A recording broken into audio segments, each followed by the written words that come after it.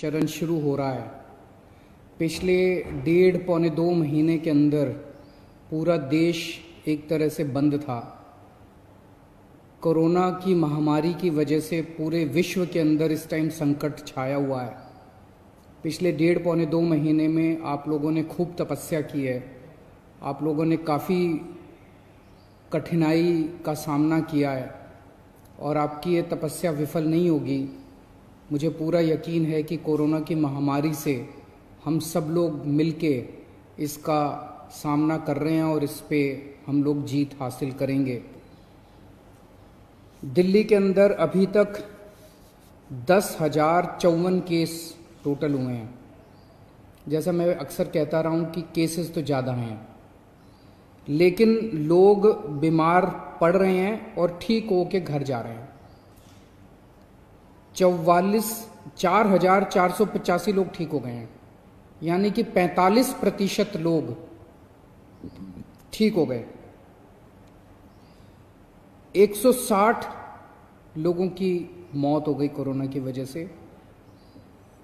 नहीं होनी चाहिए थी। कोशिश कर रहे हैं हम एक एक व्यक्ति की जान बचाने की, लेकिन एक औसतन तौर पे देखा जाए दुनिया के पॉइंट ऑफ व्यू से और हमारे देश के अंदर अन्य राज्यों में जो है, तो इतने मामलों में जो मौत हुई हैं वो अन्य राज्यों की और अन्य देशों की अपेक्षा कम है।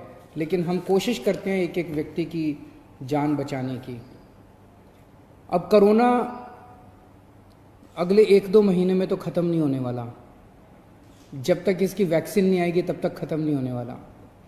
तो जैसा मैं कई बार अक्सर कहता रहा हूँ कि कोरोना के साथ अब अपने को अपनी ज़िंदगी चलाने की आदत डालनी पड़ेगी। कोरोना भी रहेगा और अपनी ज़िंदगी भी चलेगी। लॉकडाउन परमानेंटली नहीं रह सकता। 1.5-2 महीने जो लॉकडाउन रहा, इस समय का हम सब लोगों ने, दिल्ली सरकार ने अपनी तैयारियां करने के लिए इस समय का इस्तेमाल किया। जब कोरोना आया था भारत में, हमारी बिल्कुल तैयारियां नहीं थी। हमारे पास टेस्टिंग किट नहीं थे, हमारे पास अस्पताल नहीं में इसका इंतजाम नहीं था। हमें पता नहीं था कोरोना में क्या क्या तैयारियां करनी है। लेकिन पिछले 1.5-2 महीने के अंदर अब हमने कोरोना के लिए अलग से अस्पताल नामांकित कर दिए, अलग से बेड लगा दिए, वेंटिलेटर का इंतजाम कर लिया, ऑक्सीजन का इंतजाम कर लिया, पीपी किट का इंतजाम कर लिया, टेस्टिंग किट का इंतजाम कर लिया।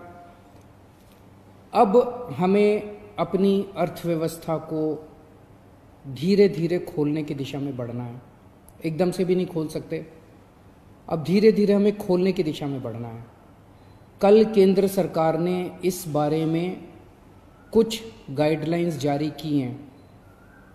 उन गाइडलाइंस को ध्यान में रखते हुए दिल्ली सरकार ने कई सारी चीज़ों को खोलने का, लॉकडाउन में ढील देने का निर्णय किया है।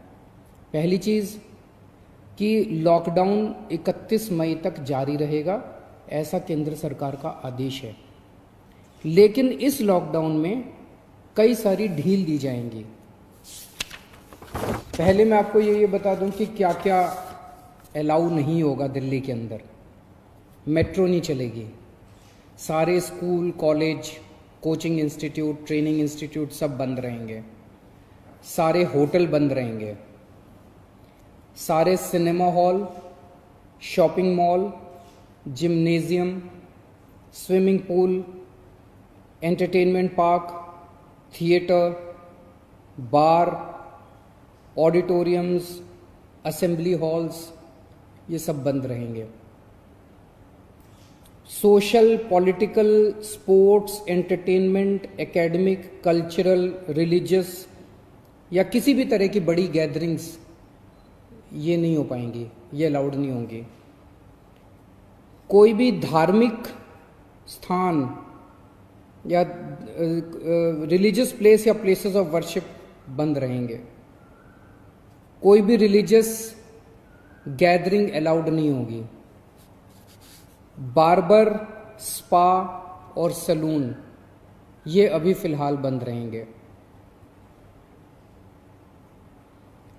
शाम को 7 बजे से सुबह 7 बजे तक घर से निकलना अलाउड नहीं होगा, केवल एसेंशियल सर्विसेज के लिए अलाउड होगा।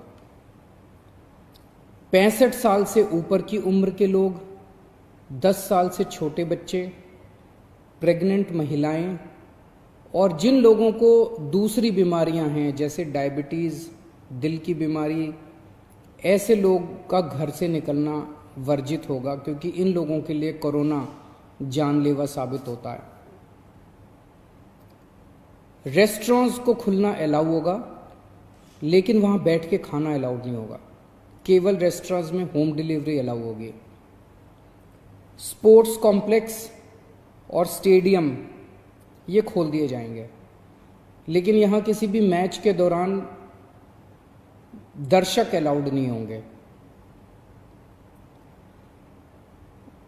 ट्रांसपोर्टेशन को खोला जा रहा है, तो auto rickshaw, e rickshaw, cycle rickshaw ये अलाउड होंगे, लेकिन केवल एक पैसेंजर।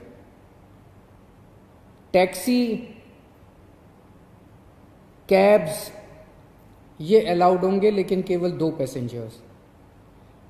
ग्रामीण सेवा, फटफट सेवा, इको फ्रेंडली सेवा ये अलाउड होंगे, लेकिन केवल 2 पैसेंजर्स। मैक्सी कैब में केवल 5 पैसेंजर्स और आरटीवी में 11 पैसेंजर्स। लेकिन हर सवारी उतरने के बाद ड्राइवर की जिम्मेदारी होगी कि वो सवारी वाले एरिया को डिसइंफेक्ट करेगा, ताकि जो अगली सवारी बैठती है उसको भी खतरा ना हो और ड्राइवर को भी खतरा ना हो। कार पूलिंग या कार शेयरिंग अलाउड नहीं होगी एग्रीगेटर्स वालों को। दिल्ली में बसें चलना चालू हो जाएगा, एक बस में 20 से ज़्यादा पैसेंजर्स अलाउड नहीं होंगे। बस में चढ़ने के पहले हर पैसेंजर की स्क्रीनिंग की जाएगी और हर बस स्टॉप के ऊपर ट्रांसपोर्ट डिपार्टमेंट की जिम्मेदारी होगी कि सोशल डिस्टेंसिंग मेंटेन करे, बसों के अंदर भी और हर बस स्टॉप के ऊपर भी। व्हीकल्स और इंडिविजुअल्स का मूवमेंट अलाउड होगा पूरे दिल्ली में। 4 व्हीलर्स के अंदर 2 पैसेंजर से ज़्यादा अलाउड नहीं होंगे और 2 व्हीलर के ऊपर पीछे बैठ के सवारी अलाउड नहीं होगी, पीछे पिलियन राइडर अलाउड नहीं होगा। सभी सरकारी और सभी प्राइवेट दफ्तर खुल जाएंगे अपनी पूरी स्टाफ के साथ, लेकिन कोशिश ज़्यादा से ज़्यादा प्राइवेट ऑफिस वाले ये करें कि ज़्यादा से ज़्यादा लोग घर में जितने काम कर सकते हैं वर्क फ्रॉम होम रहे।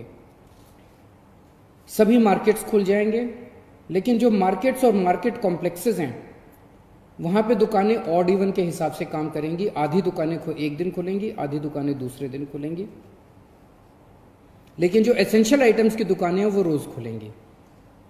जितने स्टैंड अलोन शॉप्स हैं, नेबरहुड शॉप्स हैं, रेजिडेंशियल कॉम्प्लेक्सेस में शॉप्स हैं, वो सारी खुलेंगी, लेकिन हर शॉप में सोशल डिस्टेंसिंग मेंटेन होगी और सोशल डिस्टेंसिंग मेंटेन करने की जिम्मेदारी दुकानदार की होगी।